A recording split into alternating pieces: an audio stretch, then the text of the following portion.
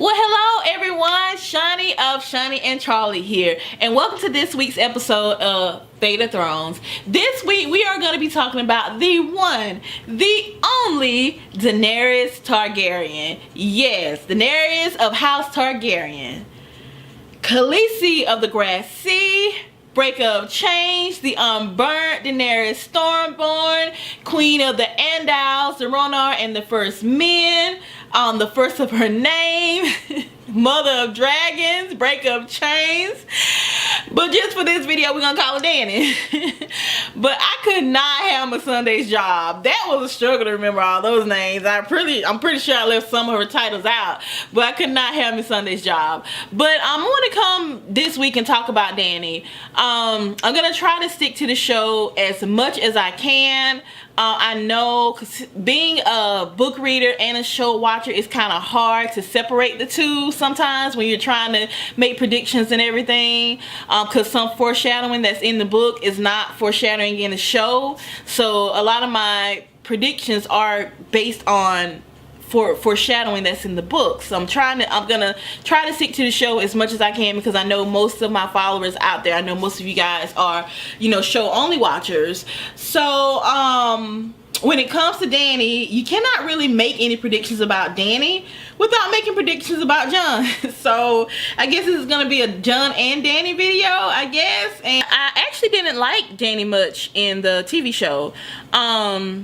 After reading how she was in the books, she was so much stronger in the books. But I started liking her about midway through season 7, and I don't know if it's because I like Jon Snow, and I started seeing that little partnership coming together, and he helped me to start liking her. I don't know, but I kind of started liking her about halfway through season 7, and but the prediction that I have for Jon Snow and Dany, I know I just said I was going to stick to show only, but I really think that this prophecy is going to come to fruition in the show as well.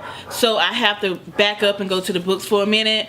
If this happens this way in the show, it can be a major spoiler for you.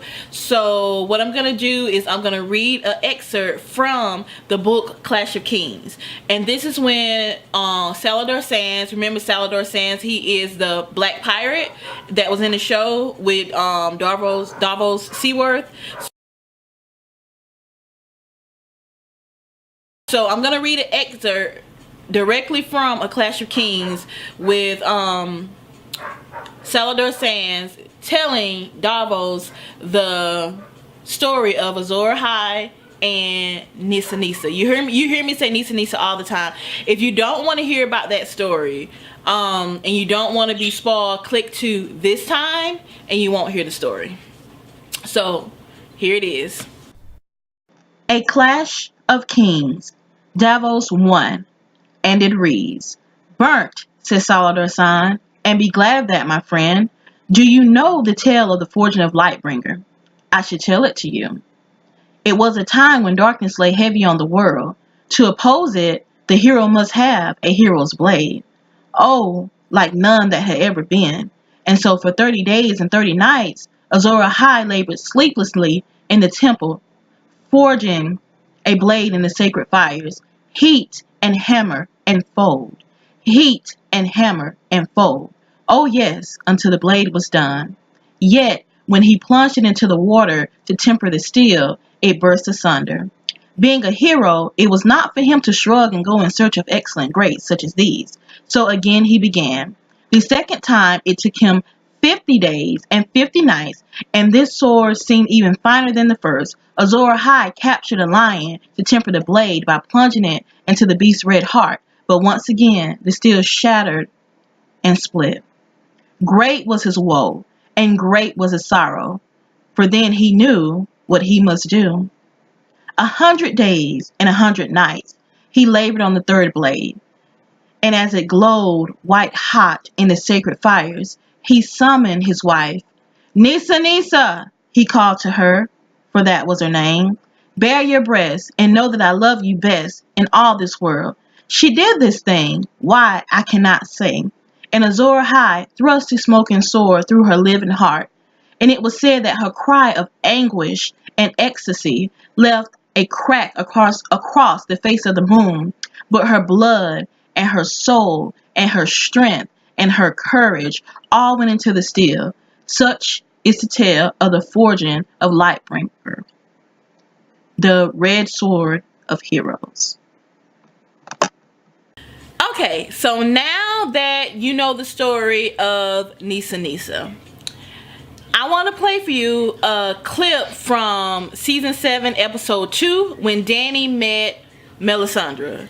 So if you haven't seen up to season 2, episode 2 of season 7, you may want to just stop watching this video and just come back once you're caught up, because the rest of this video is going to be complete spoilers for season 7. So go ahead, I'll give you time to click off before I start playing it. Alright, here it is. Bosses bantis amazis, merikivio dolalaris, os machagon kuntas. The prince who was promised will bring the dawn. I'm afraid I'm not a prince. Your Grace, forgive me, but your translation is not quite accurate. That noun has no gender in High Valyrian, so the proper translation for that prophecy would be the prince or princess who was promised will bring the dawn. Doesn't really roll off the tongue, does it? No, but I like it better. And you believe this prophecy refers to me? Prophecies are dangerous things. I believe you have a role to play. As does another. The king in the north, Jon Snow. Okay, watching that clip, when I first saw it, it really stood out to me. And the reason that it stood out to me is because, Dany's like, so you think that's me? Dany's a kind of arrogant to me. So you think that's me? And she's like, the things about prophecy is, they're kind of dangerous. They're a little tricky, but, you're going to play a part. So I think the part that she is going to play is that Jon is going to be that Azor Ahai, that prince that is promised, and Dany is going to be Nissa. Melisandre couldn't tell her that, but she is going to have to play a part in the coming of the dawn. So that's what I think. I think that's going to be her fate. I think that's going to be what happens to Dany. I can't see it going down any other way right now. I really can't see it going down any other way. The only other thing that comes to mind is maybe her dying in childbirth, maybe. But one thing, George R.R. Martin, he was quoted saying that the ending is going to be bittersweet. And they really rammed it home in season 7, the fact that she couldn't have children. They kept bringing it up.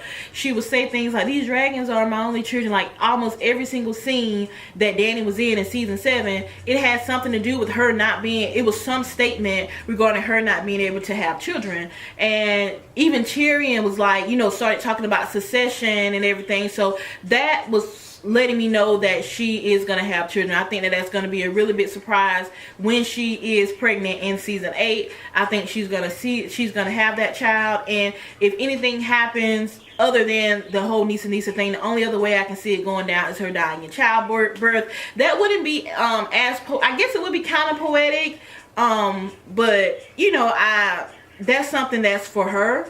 But I would like to see Dany sacrifice her life as Nissa did to save the entire world, to end the dark night for the dawn to come. So, it's a conversation, guys. I welcome all comments, all conversations.